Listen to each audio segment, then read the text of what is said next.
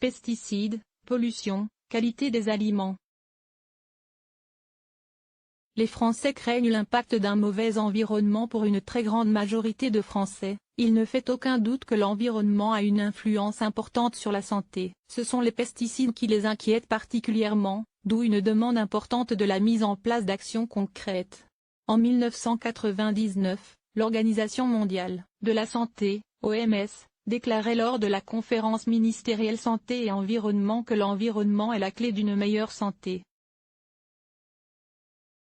C'est aussi ce que semblent penser les Français au regard d'un sondage Harris Interactive pour la Mutualité française, à l'occasion d'un colloque sur le thème santé et environnement, nouveaux risques, nouvelles inégalités. Les résultats montrent en effet que 92% des Français, il ne fait pas de doute qu'environnement et santé sont étroitement liés. Plus précisément, la moitié de ces sondés estiment que l'environnement a une influence importante, 50%, voire très importante, 42%, sur leur santé. De fait, les Français se disent inquiets à l'égard de nombreux éléments susceptibles de nuire à leur santé. C'est tout particulièrement le cas des pesticides pour lesquels 59% des personnes interrogées s'inquiètent beaucoup. De la qualité des aliments, 55%, et de la pollution des sols, 45%. Viennent ensuite la qualité de l'eau du robinet, 38%, les produits ménagers, 29%, les ondes électromagnétiques, 27%, et le bruit, 25%. En écho à leurs préoccupations, la plupart des sondés se disent impliqués dans des actions liant environnement et santé. Le geste emblématique de ces actions étant le tri, déchets, piles, médicaments. 68% d'entre eux le font systématiquement.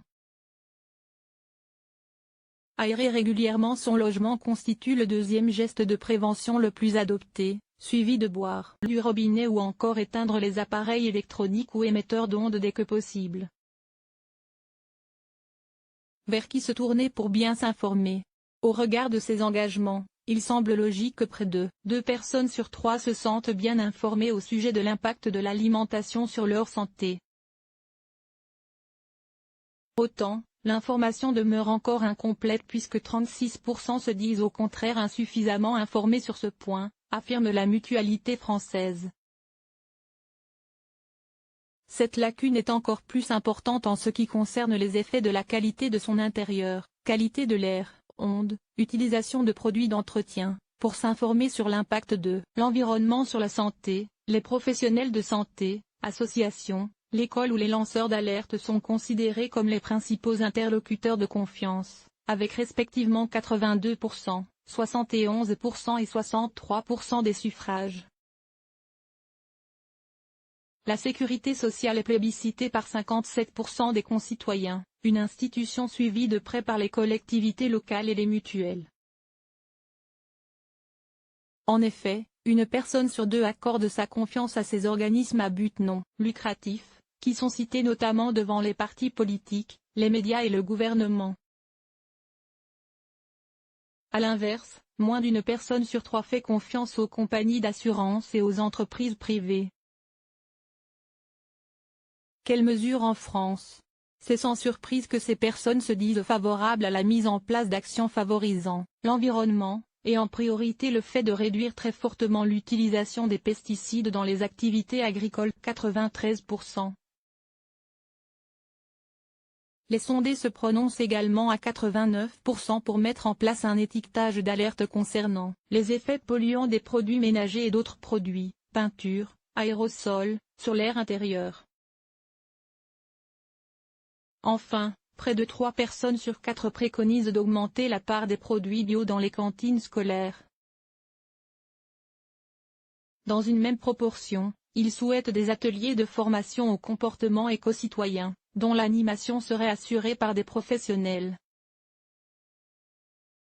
En France, une agence sanitaire, l'ANS, est chargée d'évaluer les impacts de l'environnement sur la santé pour mieux identifier les risques sanitaires liés aux pollutions des milieux de vie ou aux agents physiques, champs et ondes. Elle assure aussi l'évaluation avant mise sur le marché des produits phytopharmaceutiques et des matières fertilisantes.